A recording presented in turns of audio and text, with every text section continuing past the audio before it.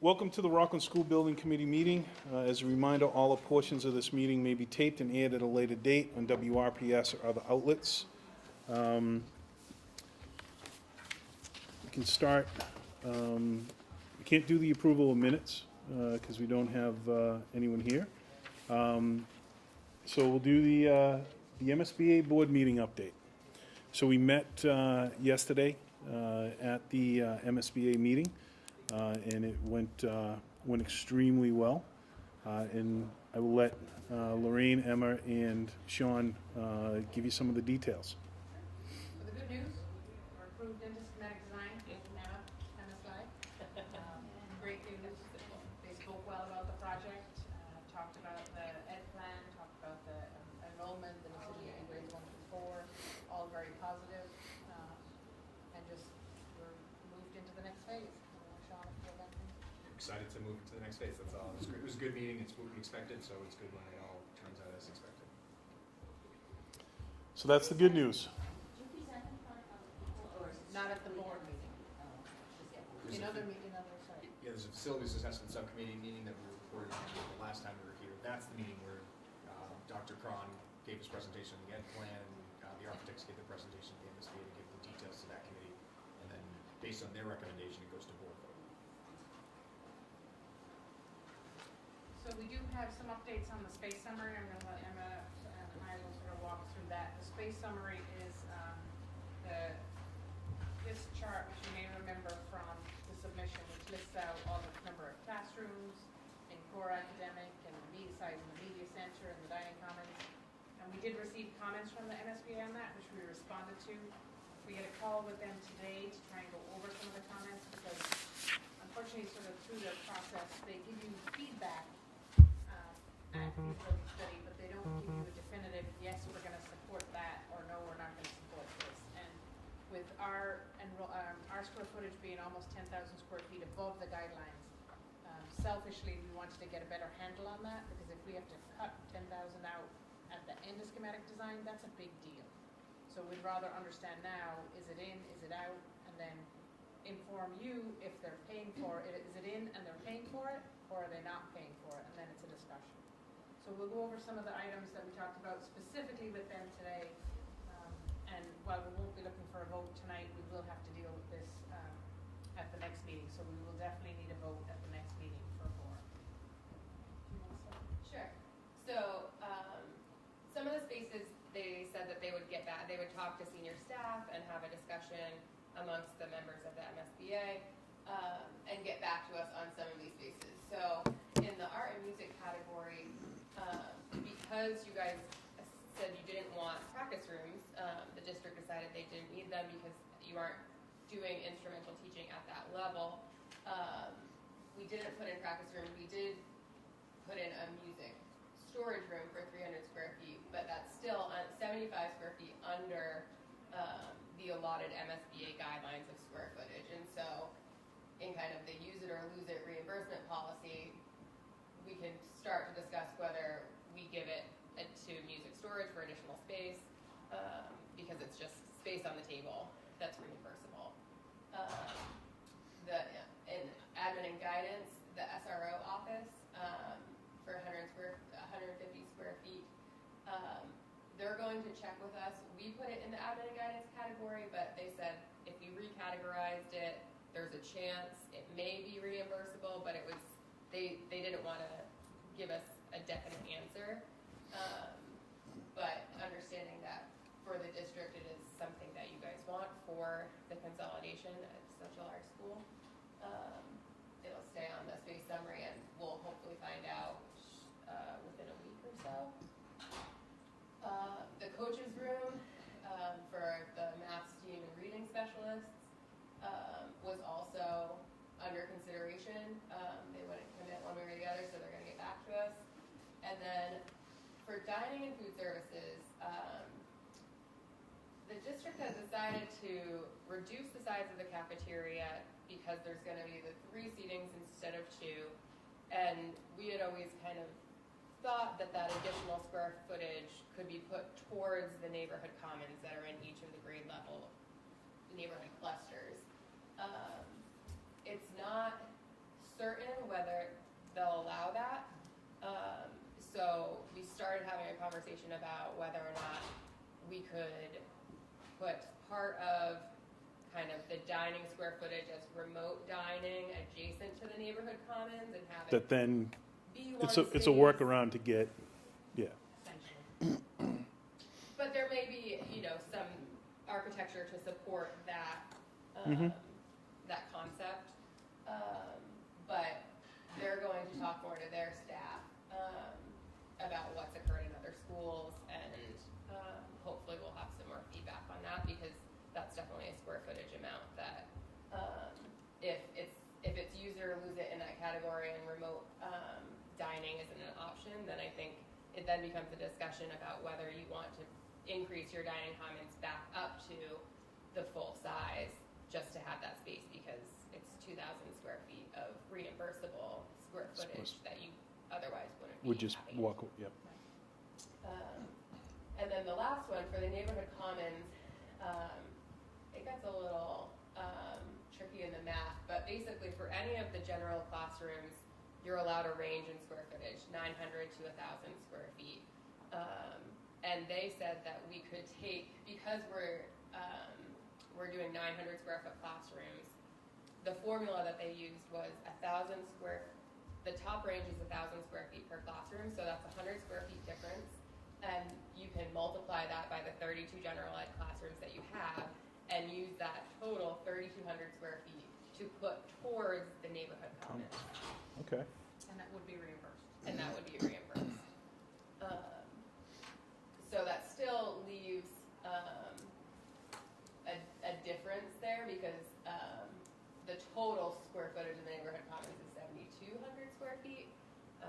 So if some of that can get supplemented by the remote dining, It changes the math a lot, especially on what's unreimbursable. right. Gotcha. Right now, we could be looking, if we're keeping the model that we've designed around the ed plan, that'd be 4,000 square feet, the district would be paying 100% of. If we can get the MSBA to agree to the 2,200 square feet excess of the cafeteria. No, against that's only that, 1,800 now on our it's side. only 1,800 as a conversation, it's much easier to Yep. have that conversation and understand it. So they understood our discussion and how we were framing it, and we'll continue to work with them to see how we can do that.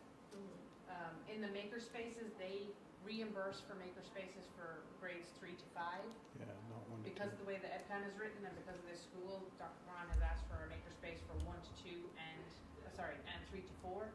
So they're not reimbursing for the lower grades maker space. And at this point, I think They won't. they won't. So I think we'll continue to include it. We don't have to meet their square footage, so it doesn't have to be the 1,000 since they're not reimbursing it. So we could look at, is it a smaller space for the lower grades for 1 and 2, but do we still have it? And previously, we've been showing it at 900 square feet, the Right. same as a general ed classroom size. Which gives you flexibility in case you need any. An extra An extra class or, The assistant principal, there's, the MSBA allows 1 office for an assistant principal. Right now, we're asking for 2 because of the higher population. They're not gonna reimburse that. So again, that'll be a discussion with Dr. Cron about, is that gonna be manageable? Are we going back to 1 and you're gonna manage it that way, or do we need the 2? In meetings with the staff, they give a 200 square foot conference room, I think. They give 250, 350 was asked for, so larger meetings could occur, so that additional square footage would not be reimbursed. There's teacher workrooms, again, to bring the teachers together in time for teacher collaboration, PD. They reimburse 1,270 square feet, and we're fairly around. They reimburse 530 square feet, so 1,270 would be not on us. Would be on you. So again, that's, once Dr. Khan, we haven't been able to get this clear an answer out of them so early in the phase, so I think once we sit down. So this also becomes where, we talked a little bit what the overall cost of the project is and some key numbers where we think we want to try to be below. Yep. So these are some of the areas that if we had to value engineer, may be the areas that we can, Target. The challenge for us is these add up, and if we're designing the footprint, including these, and then we have to extract it out. it makes a It's huge challenging. difference. Yep. So, really and truly, So I think we need to make this, At the next meeting. yeah, Yep. And we'll have an answer from the MSPA before the next meeting, so that will help. It should be able to inform it. Between then and the next meeting, we'll also go in detail on this with Dr. Cron so he understands. And hopefully he'll be able to have a recommendation. Did any of that surprise you, reimbursable, or is that just? No. I was glad to see them, actually what did surprise me was being able to use the extra 100 square feet of the classrooms. That was nice. So, you know, we assumed we'd just be able to use our cafeteria. In the past, it's always sort of been the bottom line discussion. It hasn't been by category, but they're starting to get a little tougher on that. So we had assumed we could use the excess from the cafeteria. It's one of the reasons we went to the 3 seatings to take advantage of that. But we have talked about the need for more intimate dining for kids who can't be in that large cafeteria area. And while they said our ed plan didn't really call that out, we have one more opportunity to make edits to the ed plan before we submit schematic design. So if we need to boost that Okay. discussion around why the neighborhood dining is, and there'll be a neighborhood commons and a neighborhood dining potentially, we'll boost that if that's what it takes. So again, just to remind everyone of the clusters and sort of how integrated things are. So the neighborhood commons are here. And if they have to get reduced into a third of what they are, you can understand the impact it has on the plan. Yep. Where it gets more tricky is, you know, that's a makerspace, and if that comes out, what goes in there? You know, so you can't just pull something out. It's not as simple as that. And then the second level. yeah, because that space is gonna be designed in anyway, because you get it for the 3rd and 4th grade, so Yeah. what do you end up? So I'll come back to the schedule after Sean goes through the reimbursement update and the project budget. So, project budget is what I've printed out in front of you. We've updated it to include the work that is required for the Article 97 land swap, which is really the demolition of the Jefferson School at the end of the project, loam and seeding, and also includes a little more detail, the field that we're putting out, the synthetic turf field with lighting on the softball field. So we're trying as early on as possible to capture all of the budget in here. This isn't those costs aren't from a true estimated, so we haven't sent out the package again to the estimator, but it's using their values that they've estimated on different pieces in different scenarios, packaging them all together and trying to come up and report with the current budget as what we're seeing. We've also factored in the square footage. I guess the ones that the MSPA, we don't think they're gonna pay for. We factor those in now, so we always try to give more of a worst case scenario than a best case, so all of that is in this budget. One of the things to remember at square footage, which gets pretty confusing, is the MSBA will reimburse square footage, but they reimburse it up to your reimbursement rate, which right now is at 62.83%. But they only reimburse up to $333 a square foot. So it's you're still paying, if you're building space, you're still paying for it. And as we go through these scenarios, we'll go into more detail about how much the space costs you. I was gonna say, Sean, where are the estimates coming in right now for, Right. and obviously, I know it can run a gamut, but, I mean, on this project, the way we have it now, not including I guess the extra field work in the Jefferson, we're at like $525 a square foot.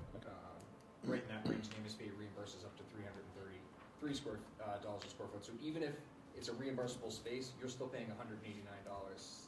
The delta on that plus the delta, it's only 62% of the 333. So Yep. the square footage that they're paying for, you're still paying for like $315 of each of that. So when you go to save money, you're absolutely right in that if the MSPA is not reimbursing you, that's the fastest way to save money. But Yep. that being said, there's certain architectural features that aren't going to allow you to do that. So we just need to do what's best for the project and the budget. So right now, after we run all of that, after we include the Article 97 land swaps, the total project budget is right now $86.97 million. okay. And that's, again, it's a rough 40-magnitude estimate. It's based on the PSR drawings and where we're at right now on a 119,900 square foot building.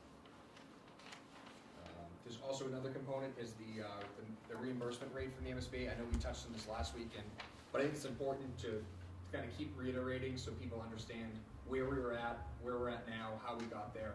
The MSPA during your feasibility study provided you with a reimbursement rate of 63.4%. With the poverty factor of 5.67%. In 2018, that decreased, and your base rate now is 59.16%. So it's good news for the town because the poverty factor is going down, but as far as an MSPA reimbursement, it's bad because you lose that percentage. So what do they base the poverty factor on? Is that school population, is free, like free and reduced lunch? Yes, it is. Our free and reduced has gone up. So I was gonna say, it's gone up.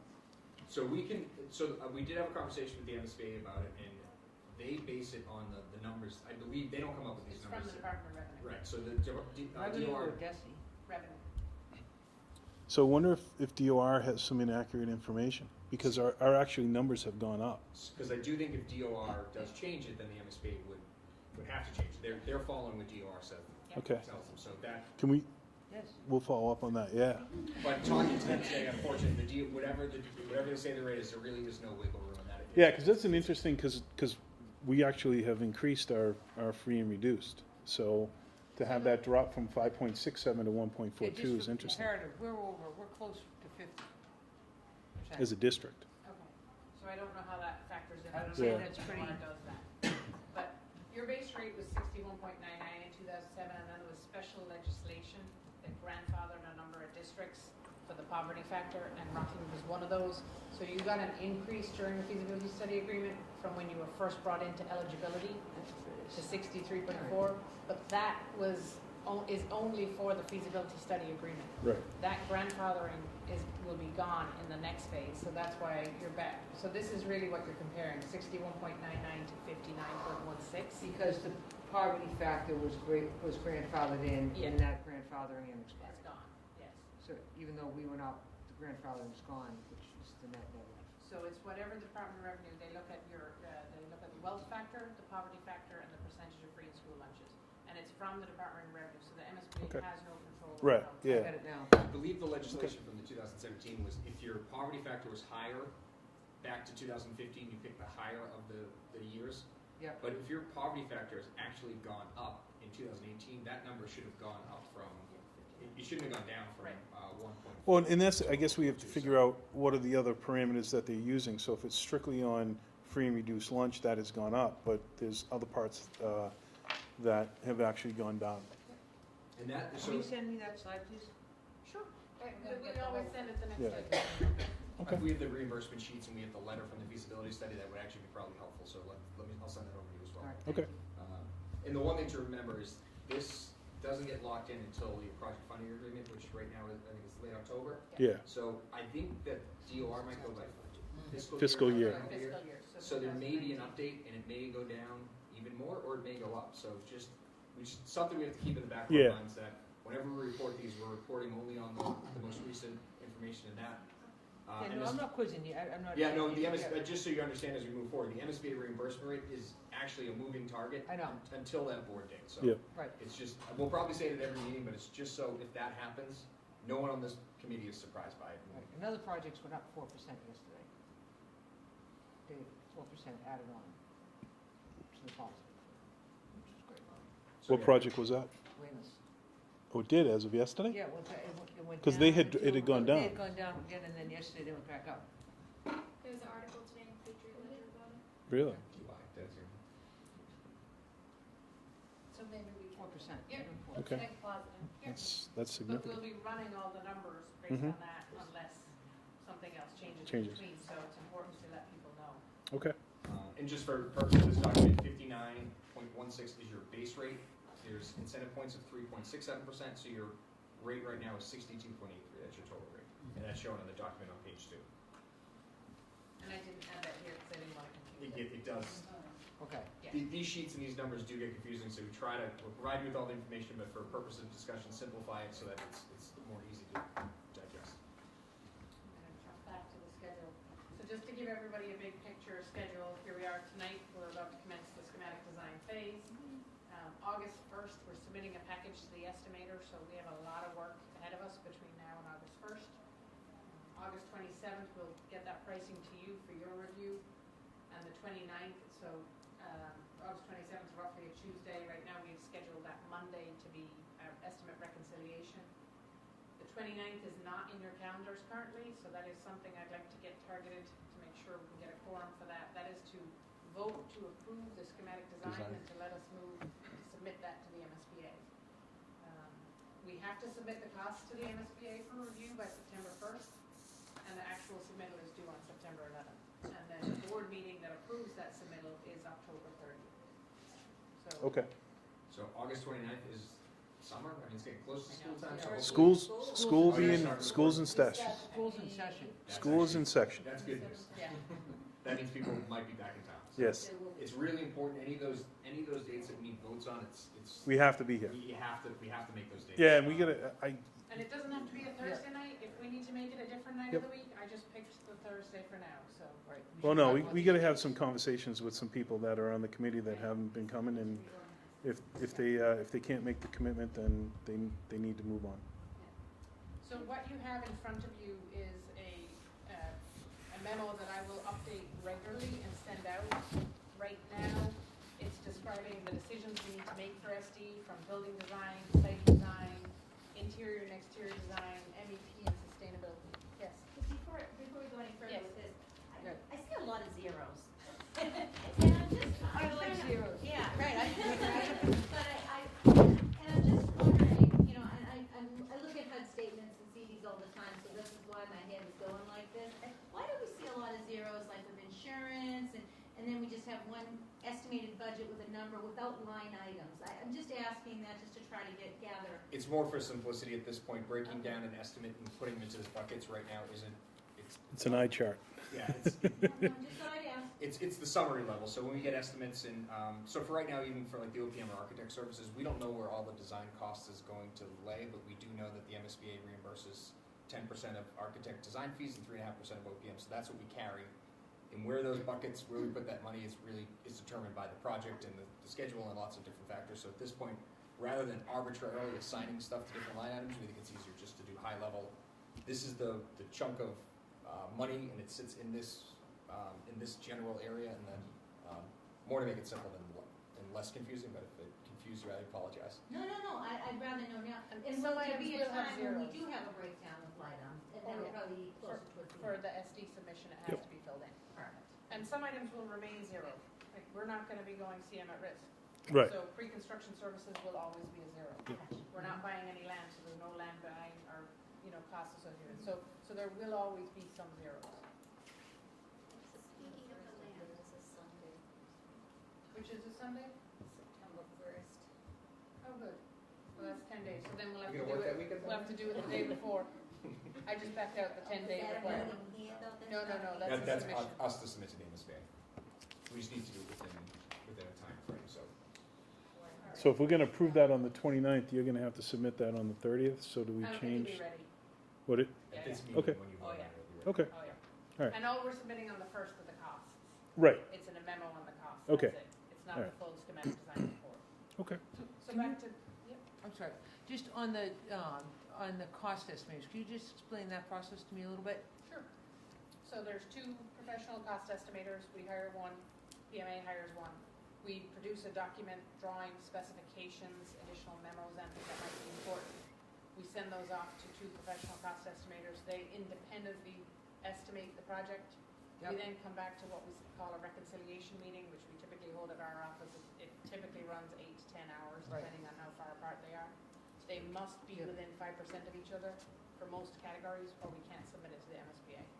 So we And need so to when make do they sure come there's- back sort of in that time frame? So it says, we submit it to the estimators for Yeah, pricing. so it takes them 3 weeks to estimate. So between August 1st and August 27th, they're estimating.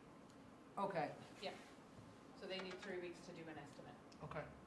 Because they have their MEP trades estimated, they have their site, so they have a number of people estimating it. And then we make sure that their assumptions are based on reality, that they both assume the same things, especially if there's large swings in the number. Before we come to you and show you what the number is.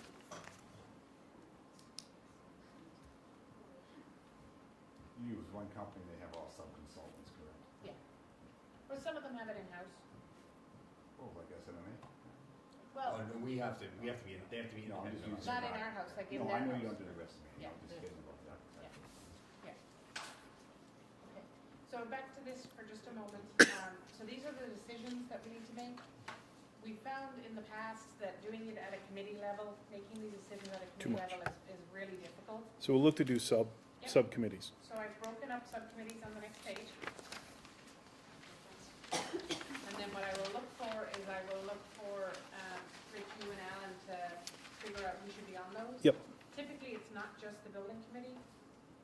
We usually have staff, teachers, administration, athletic, yeah, Perfect. Yep. So, it works well from our point of view if we have a site design work group, an interior and exterior design work group where you're picking materials and color and tones, and FF&E and technology work hand in hand, so furniture and all the computers. And then MEP and sustainable design are sort of joined at the hip because so much of our HVAC and electrical systems have an impact on the energy, so. Yeah. If those look good for you, we'd ask that you start figuring out who might be on those. Yep. And then we'll start getting some dates. I did give definition of the work groups and sort of the tasks that need to be accomplished by those work groups, so people can read that and see if it's something that interests you. If you turn to page 3, you'll see I start to produce a calendar where I'm gonna insert when those people are gonna meet. Here we are today on the 11th at 6 p.m. with our building committee meeting. Next week's school vacation week, so I didn't plan anything. We see most of these working groups meeting in May.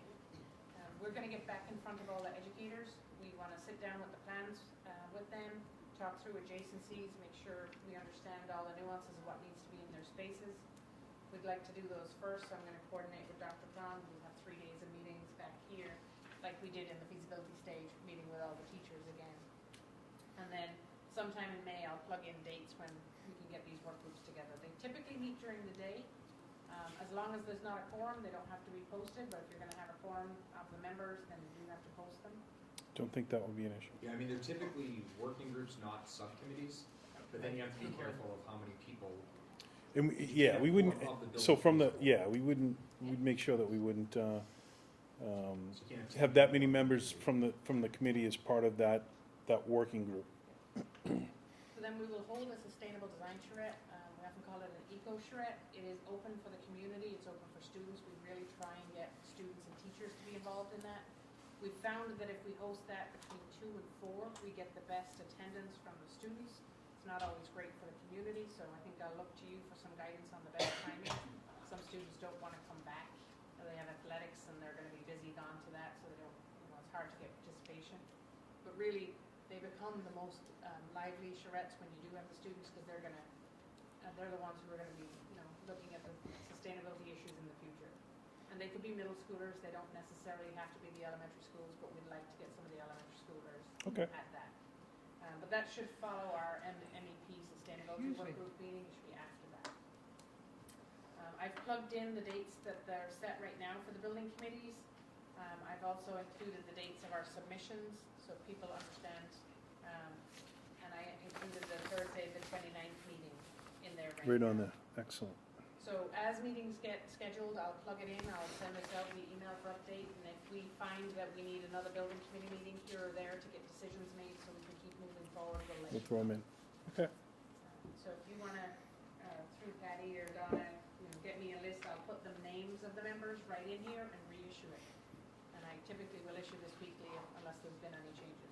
So I'll get with Alan and we'll reach out to the committee to ask if there are certain, any of those 4 that anyone has a specific desire to join. And then we'll look at adding faculty, staff, Yep. students, what have you, and put that together. How large are the groups? I know when we did last time, we kept those working groups generally between 5 and 7 people, if I remember right. 5 to 8 works good. Okay. What we've said to most of our working groups in the past, because a lot of people are concerned about transparency and making decisions, is that you don't have to make the decision at the working group, but you need to vet the information and bring a recommendation to this committee. Yep. And it's this committee that votes what that decision is. But you've done all the legwork, you've vetted through the systems, you're buying into recommendations that you're making, and then we're providing sort of a summary report out to this committee that you can then either reject or accept. But really and truly, they don't have to make, they're not the decision. They're not making the decision, right. Yeah, you're Yep. the decision maker. Yep. That's All all we right. have tonight. Excellent. It's gonna get busy. It's gonna get busy, and there's gonna be a lot of meetings. Jill? We talked about the minutes, but we can't vote on them, but I wanted to just bring up that we had brought up that the land was getting voted on at the town meeting in May. Yep. And I reached out to softball, soccer, lacrosse, and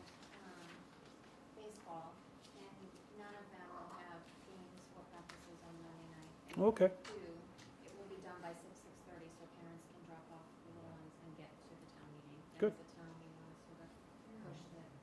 Okay. It wasn't hard. Everyone that I talked to felt the same way, that if we're gonna grow as a town, we need to push that we all want to parents. Excellent. So, I just wanted to tell Rich in case someone mentioned it. No, appreciate that. I don't see a big issue on this town meeting, on this one. But I think it's It'll be- gonna go forward, right? It'll be the one in the fall that will be a little more of a challenge, so. All right. Any other questions? With that.